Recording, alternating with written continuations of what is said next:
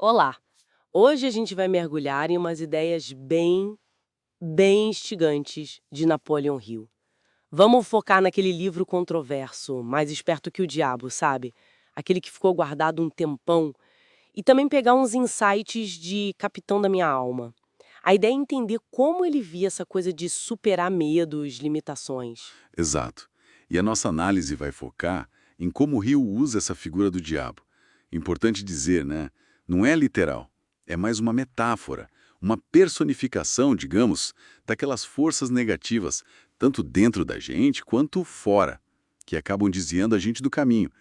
O ponto-chave aqui é sacar quais ferramentas ele sugere para a gente poder ah, tomar as rédeas do próprio destino. Certo, então vamos abrir essa caixa. Parece que a grande questão toda acontece na nossa mente, né? Hill coloca essa negatividade toda nesse diabo que ele chega a dizer que controla, sei lá, quase todo mundo. 98%, ele diz. Mas não por um poder sobrenatural. Veja bem, é explorando as nossas próprias fraquezas, medos, principalmente. E qual seria a principal ferramenta desse diabo, então?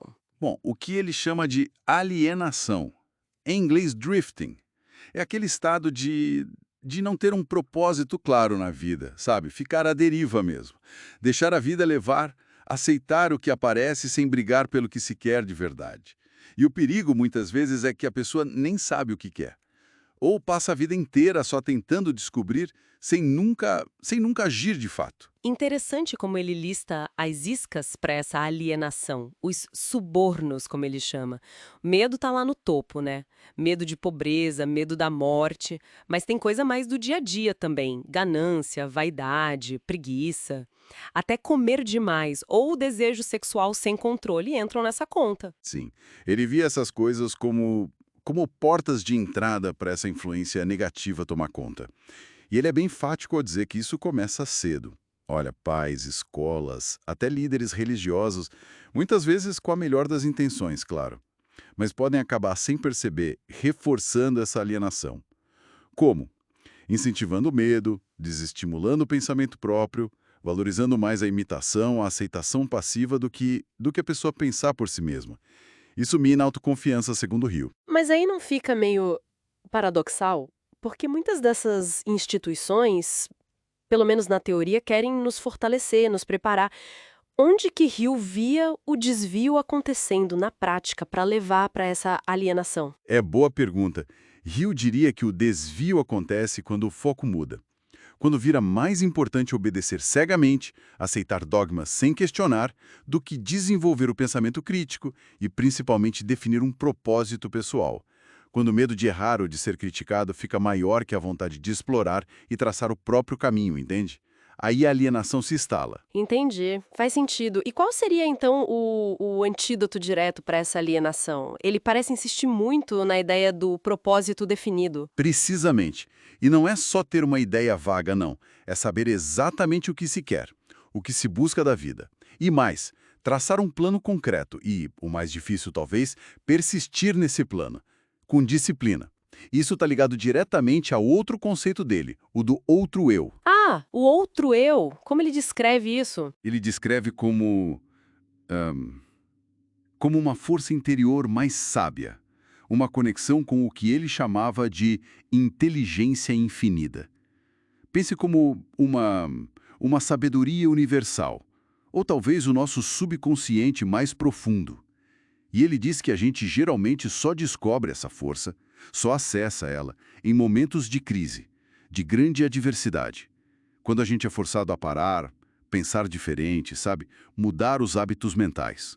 As fontes até dizem que o próprio Hill passou por isso na pele, né? Momentos bem difíceis de fracasso, medo, indecisão, que acabaram forçando ele a encontrar essa força interior. Daí vem aquela frase famosa, né? Que toda diversidade traz consigo a semente de um benefício equivalente. Exatamente. Para ele, o fracasso não era para ser visto como o fim do jogo. Era um feedback, uma informação valiosa, uma chance de ouro para quebrar padrões antigos de pensamento, aqueles negativos. O que ele chamava de ritmo hipnótico da derrota. E aí sim acessar esse outro eu. A chave é não aceitar a derrota temporária como se fosse permanente, sabe? É um convite para ajustar a rota, fortalecer a decisão. Falamos bastante do lado interno. Propósito, o outro eu. Mas para conseguir manter isso tudo, Hill também bate muito na tecla da autodisciplina. O que seria isso na prática para ele? É o domínio de si mesmo, basicamente. Ele foca em 3 áreas principais que a gente precisa controlar. Primeiro, o desejo por comida. Evitar excesso, que ele dizia que causa autointoxicação, deixa a mente lenta. Segundo, a energia sexual. Não reprimir, mas transmutar. Usar essa energia poderosa para a criatividade, para alcançar os objetivos, em vez de só dissipar. E terceiro, controlar o impulso de ficar dando opinião sobre tudo sem ter base, sem fatos. Isso só dispersa a mente, leva para alienação. Uhum. E isso conecta com o ambiente externo, né? Falamos de pais, escolas, mas e as relações que a gente escolhe na vida adulta? O ambiente pesa muito para Hill, certo? Fundamental. O ambiente e mais ainda as associações íntimas, tipo cônjuge, parceiro de trabalho, amigos próximos, isso molda nosso pensamento o tempo todo. Ele usa de novo a lei do ritmo hipnótico para explicar. A gente absorve, a gente fixa os padrões mentais das pessoas com quem a gente mais convive, sejam bons ou ruins. Por isso ele recomendava tanta cautela na escolha dessas associações. Buscar gente que some, que traga influência positiva, harmonia. Então, tentando amarrar tudo isso que a gente conversou das fontes, a essência da mensagem de Hill parece ser que o poder está na nossa mão, na escolha consciente dos pensamentos que vão dominar a nossa mente e que, com um propósito bem claro, disciplina para manter o foco e aprendendo com as quedas, a gente pode sim direcionar a nossa vida. É isso aí, é aquela ideia forte de sermos os mestres de nossos destinos, os capitães de nossas almas. Talvez a reflexão final que fica, né, para quem está nos ouvindo é pensar um pouco, considerando essas ferramentas que o diabo do Rio usa: alienação, o medo, o ritmo negativo e as ferramentas que ele propõe para contra-atacar: propósito, autodisciplina, aprender com a adversidade. O quanto será que a gente está no dia a dia realmente no comando do barco? Ou será que a gente está mais flutuando, seguindo a correnteza que ele descreveu tão bem? Fica aí a reflexão.